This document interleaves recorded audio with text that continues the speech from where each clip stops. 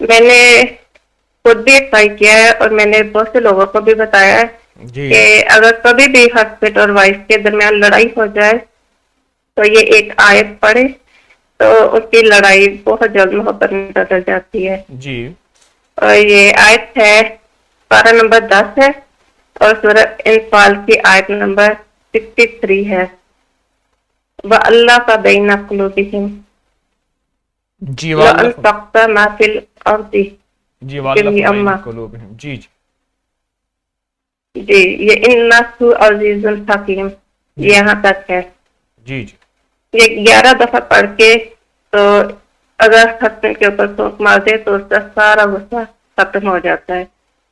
کیا تو واقعی آپ نے آزمایا ہے؟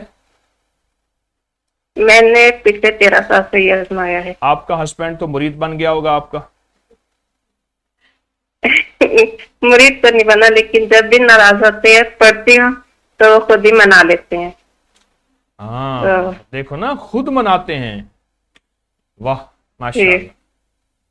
یعنی آپ کو آج تک منانے کی ضرورت محسوس نہیں ہوئی؟